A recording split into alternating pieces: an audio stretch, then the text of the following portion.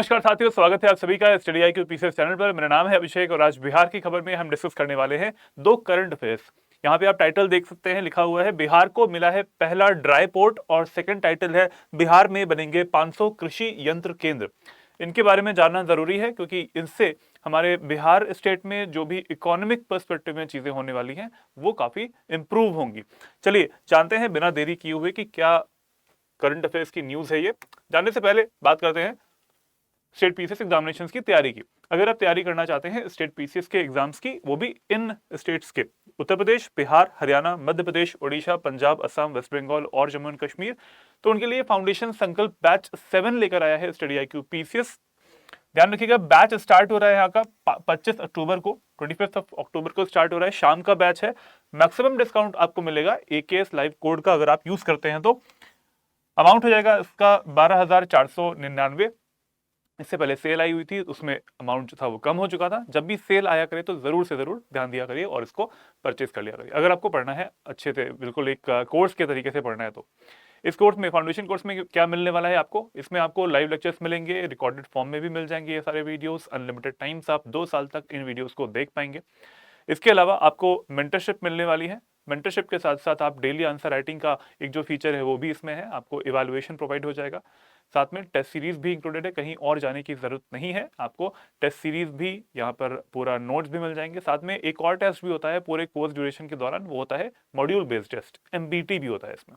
जो जो subjects cover होते रहते हैं उनके भी टेस्ट उसमें आपके क्लास में होते रहते हैं और रैंकिंग भी निकलती है। इसके अलावा हम आपको नोट्स भी देने वाले हैं, नोट्स मतलब क्रक्स नोट्स और हैंडरिटन नोट्स भी मिल जाएंगे आपको, लैंग्वेज हिंदी इंग्लिश दोनों में।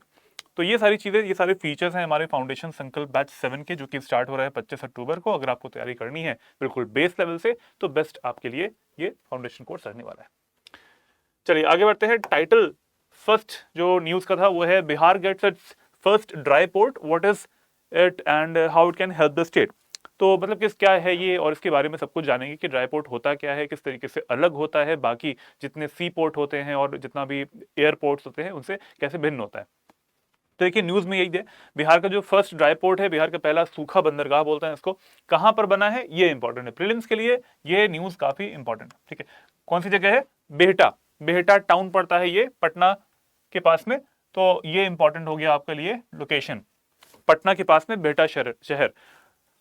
ये होता क्या है, ये है हमारा inland container depot, inland container depot. यहां पर देखिए ना ही ये सी पोर्ट है ना ही ये एयरपोर्ट वाला पार्ट है, ये है लैंड पोर्ट। ठीक है, लैंड पोर्ट है, अंतरदेशीय कंटेनर डिपो बोलेंगे इसको, आईसीडी। ठीक है, मतलब लैंड वाले पार्ट की बात कर रहे हैं। तो ये जगह इंपॉर्टेंट हो जाती है आपके लिए, बेहटा। अब जानते हैं इसी के बारे में, जो हमारा ड्राई पोर्ट है उसके बारे में जानते हैं। फर्स्ट यहाँ पे लोकेशन तो आपको पता है कि कौन सी जगह हो गई, बेहटा टाउन है नियर पटना, पहली बात तो ये हो गया। इसका एरिया कितना है, इसका एरिया है 7 एकड़। ठीक है, 7 एकड़ के एरिया में इसको बनाया गया है। मोड यहाँ पर कैसे वर्किंग होने वाली है, पब्लिक प्राइवेट पार्टनरशिप इसमें चलने वाली है, सरकार का भी रोल रहेगा इसमें और प्राइवेट रोल भी रहेगा। बिहार का जो इंडस्ट्री डिपार्टमेंट है उसके साथ में प्राइवेट रोल है, मगध इंफ्रास्ट्रक्चर प्राइवेट लिमिटेड, इनका पब्लिक प्राइवेट पार्टनरशिप के मोड में ये फैसिलिटेशन इसका होने वाला है। मतलब जितना भी प्रक्रिया आगे इसमें होगी वो इसी प्रक्रिया में हो चलेगी, ट्रिपल पी मोड में। ठीक है, पीपीपी मोड में चलने वाला है। ये बात कर ली हमने प्रीलिम्स के स्पेसिफिक पॉइंट ऑफ व्यू से। एग्जाम में इन चीजों से पूछ सकते हैं मल्टीपल चॉइस क्वेश्चंस के तौर पर कि किस जगह पर है, किस डिस्ट्रिक्ट के पास में पड़ रहा है, तो ये सारी चीजें हुई। अब जानते हैं कि ऐसा क्यों किया जा रहा है, क्या पर्पस है इसका, उद्देश्य क्या है। उद्देश्य, जैसे पहला आप उद्देश्य देख पा रहे हैं, it is a big initiative to boost the export of goods products. जितने भी गुड्स प्रोड्यूस होती हैं बिहार में, जितनी भी वस्तुएं प्रोड्यूस होती हैं, उत्पादित होती हैं, उन सभी को एक्सपोर्ट करने के लिए ये जो बनाया जा रहा है इस टाइम पे ड्राई लैंड पोर्ट,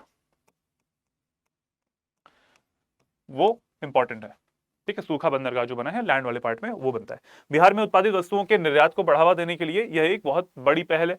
अब कौन कौन से उत्पाद एक्सपोर्ट किए जाएंगे, कौन कौन से ऐसे उत्पाद हैं जो कि आपको यहां पर निर्यात किए जाएंगे।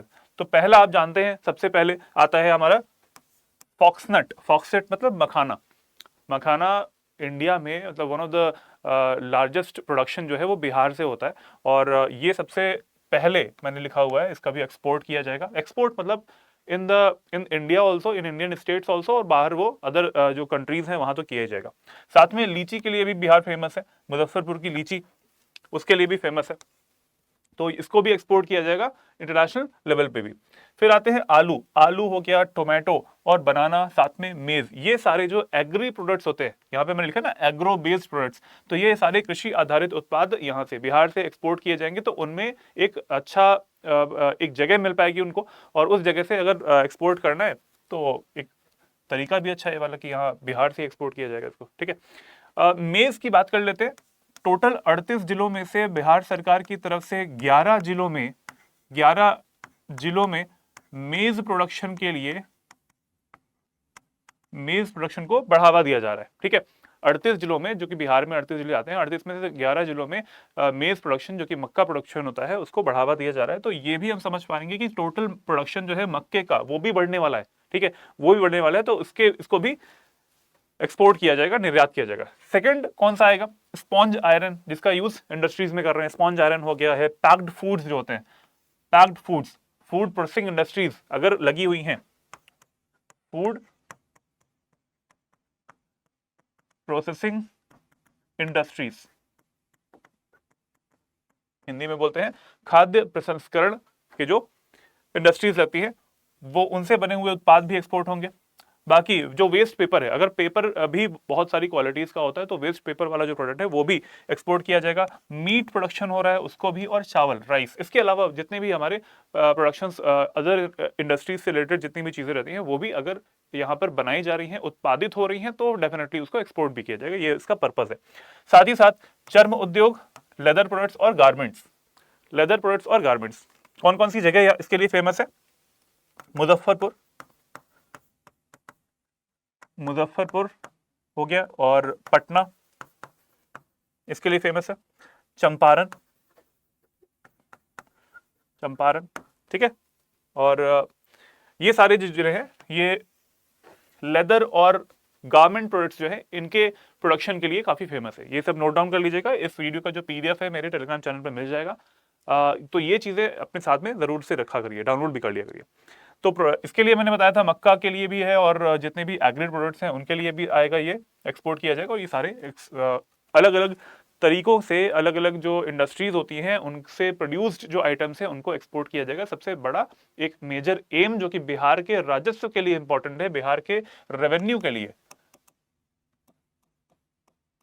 बिहार के रेवेन्यू या फिर राजस्व को बढ़ाएगा, वो यही काम करने वाला है, एक्सपोर्ट वाला। इसके बाद और क्या इसके पर्पस है? It provides logistics facility away from a sea port और airport for cargo handling, storage and transportation. तीनों चीजें लिखी हुई हैं। कार्गो की हैंडलिंग भी हो रही है, ठीक है, कार्गो की हैंडलिंग हो रही है, स्टोरेज एक जगह पे बनी हुई है जहां से हर तरफ से उत्पाद आते हैं और उनको वहां पे स्टोरेज किया जाता है। उसके बाद उसमें सॉर्टिंग की जाती है, सॉर्ट करके उसे अलग अलग जगहों पर जहां कहीं पे भी भेजा जाएगा उसको, वो चीज पैकेज की जाती है। उसके बाद ट्रांसपोर्टेशन, ठीक है, लास्ट स्टेज आती है ट्रांसपोर्टेशन। सबसे पहले होता है यहाँ पे कार्गो हैंडलिंग, कार्गो को हैंडल करना, कहीं से अगर उत्पाद आ रहा है तो उसको हैंडल करना है। एक जगह बनी हुई है, 7 एकड़ की जगह बनी हुई है, वहां पर ये चीजें सॉर्ट आउट हो जाएंगी, किस जगह पे जाना है, स्टोरेज होगा, उसके बाद में ट्रांसपोर्टेशन भी हो जाएगा। तो इस पर्पज से भी ये जो ड्राई पोर्ट है वो बनाया जा रहा है। It acts as the bridge between sea और airports and inland regions facilitating efficient movement of goods, ठीक है, अंतर्देशीय क्षेत्रों के बीच एक पुल के रूप में कार्य करता है जिससे माल की कुशल आवाजाही की सुविधा मिलती है। कुशल आवाजाही, यही एक बड़ा एक पर्पस है। और एक और इसका बड़ा एक एम ये भी है, पर्पस ये भी है कि जितना भी कंजेशन होता है, जैसे अगर मान लीजिए बहुत सारे प्रोडक्ट्स हैं, बिहार फ्यूचर में डेफिनेटली बढ़ने ही वाला है, इसका जो एक्सपोर्ट्स है वो बढ़ने वाला है, राजस्व तो बिहार का बढ़ने वाला है, ठीक है। लेकिन अभी जितना भी प्रोडक्ट्स हैं वो कहाँ पे जाएंगे, कौन कौन से पोर्ट्स हैं? अब बिहार से जाते हैं वो वेस्ट बंगाल, बिहार से जाते हैं वो विशाखापट्टनम पोर्ट्स, कई सारे ऐसे पोर्ट्स होते हैं, तो वहां पे पोर्ट्स पे जाएंगे, सी पोर्ट्स पे जाएंगे या फिर एयरपोर्ट्स पे जाएंगे। तो उन पोर्ट्स पर जो कंजेशन होता है उसको भी रिड्यूस करना इस ड्राई पोर्ट का पर्पस है। अगर सारी चीजें यहीं पे हो जाएंगी तो उसके बाद it will be very easy for this transportation and handling वाला पार्ट। तो फिर उसके बाद तो सिर्फ और सिर्फ उसको ट्रांसपोर्ट ही करना है, मतलब उसको या तो शिप्स में जाना है उसको, या तो एरोप्लेन्स में जाना है, ठीक है। तो सिर्फ और सिर्फ उस कार्गो को शिफ्ट ही करना होगा, बाकी तो सारी चीजें सॉर्ट आउट यहीं पे हो चुका होगा। ये एक इसका पर्पस है। नेक्स्ट और क्या हो सकते हैं? ड्राई पोर्ट हैंडल्स कस्टम्स जो क्लियरेंस होती हैं procedures reducing congestion at the sea ports. ये वाला मैंने पॉइंट बताया आपको। एक शुष्क बंदरगाह जो है वो सीमा शुल्क निकासी की जो प्रक्रिया होती है उसको संभाल लेता है, उसको सॉर्ट आउट करता है जल्दी से, और उसके बाद में वो भीड़ भाड़ जो होती है, जो कंजेशन होता है वहां पे पोर्ट्स में, सी पोर्ट्स में और एयरपोर्ट्स में, उसको कम करता है। नेक्स्ट पॉइंट है यहाँ पे, it streamlines the transportation handling. परिवहन की जो प्रबंधन की सुविधा होती है उसको सुव्यवस्थित करता है। साथ में इससे परिवहन लागत भी कम हो जाती है। ठीक है, परिवहन लागत, अगर सारे प्रोडक्ट्स जो बिहार से के अलग अलग डिस्ट्रिक्ट से जा रहे होंगे उनको एक स्टेट से, मतलब बिहार स्टेट से अदर स्टेट यानी वेस्ट बंगाल में यानी यूपी में या फिर या तो दिल्ली में अगर उसको जाता है, फिर वहां से ट्रांसपोर्ट होता है बाय दिस एयरपोर्ट से, या फिर विशाखापट्टनम जाता है सी जो वे होता है उससे अगर प्रोडक्ट जा रहा है, तो इससे बेटर है कि यहीं पर बना दिया जाए। और इससे क्या होगा, उनका ट्रांसपोर्टेशन चार्जेस कम हो जाते हैं। ठीक है, ट्रांसपोर्टेशन चार्जेस भी कम हो जाएंगे। तो ये सारे अलग अलग डायमेंशंस हैं जो इंडस्ट्रीज यहाँ पर लगेंगी, लोकल इंडस्ट्रीज हैं, चाहे वो एमएसएमई इंडस्ट्रीज होंगी। ठीक है, तो उन सबका क्या होगा, ट्रांसपोर्टेशन चार्ज कम हो जाएगा, that will benefit them. Next point है, it also secures the storage and handling cargo. ये मैंने बताया आपको, स्टोरेज, भंडारण और हैंडलिंग करने का जो भी काम होता है वो भी यहाँ पे हो जाएगा। तो ये बहुत बड़े लेवल पे हम देख पा रहे हैं कि इस ड्राईपोर्ट के यूजेस होने वाले हैं जो कि हेल्प करेंगे, डायरेक्टली हेल्प करने वाले हैं बिहार के राजस्व के लिए, रेवेन्यू के लिए। कस्टम क्लियरेंस में भी वो हेल्प करता है। ठीक है, चलो अब आते हैं नेक्स्ट न्यूज पे। नेक्स्ट न्यूज कहती है हमारी कि राज्य में बनेंगे 500 कृषि यंत्र बैंक, एग्रीकल्चरल जो इक्विपमेंट बैंक बनेंगे। 17 जिलों के किसानों के बीच करोड़ों की अनुदान राशि के ट्रैक्टर व अन्य कृषि यंत्र वितरित भी हुए हैं, मतलब डिस्ट्रीब्यूट भी हुए हैं। तो agricultural equipments banks will be set up in all the panchayats, in all the panchayats in the state. हमारे बिहार राज्य में, राज्य की सभी पंचायतों में कृषि उपकरण, जैसे ये सारे हैं कृषि उपकरण, ठीक है, ये सारे क्या होंगे, वहां पर बैंक बनाया जाएगा। चाहे वो ट्रैक्टर्स हो सकते हैं या फिर जितने भी थ्रेसर्स हो सकते हैं, और जितना गेहूं में चावल अगर है तो उन सबको जब उनकी कटाई होती है तो जो भी इक्विपमेंट यूज होते हैं तो वो पूरा एक बैंक बना रहेगा। जैसे बैंक होता है वैसे ये भी काम करने वाला है। ठीक है, कृषि यंत्र बैंक। जानते हैं इसमें क्या होगा। इन द फाइनेंशियल ईयर 2024-25 का जो हमारा वित्तीय वर्ष था उसमें 186 करोड़ रुपए की सब्सिडी का लक्ष्य रखा गया था।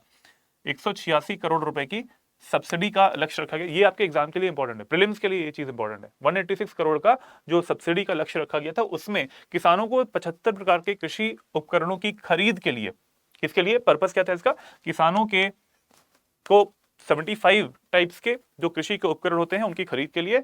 और दूसरा आता है राज्य में custom hiring centre, farm machinery, custom hiring centres, farm machinery banks और साथ में स्पेशल कस्टम हायरिंग सेंटर्स को डेवलप करने के लिए भी, विशेष कस्टम हायरिंग सेंटर्स हैं उनको डेवलप करने के लिए भी, उनकी स्थापना करने के लिए भी ये इन पैसों का यूज किया जाना था। 186 करोड़ रुपीस। ठीक है, अब देखते हैं कि कितना बन चुका है, कितना एम है इसका। एम क्या है, टारगेट क्या है इसका? एम ये है कि हमारे इस साल में this year the target is to establish 267 custom hiring centres, 267 custom hiring centres की स्थापना की जानी है। 101 फार्म मशीनरी बैंक्स की स्थापना की जानी है।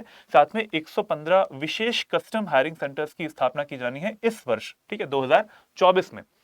उनमें से अब तक कितने हो चुके हैं, 157। इनमें से 157, 267 में से 157 कस्टम हायरिंग सेंटर्स बन चुके हैं।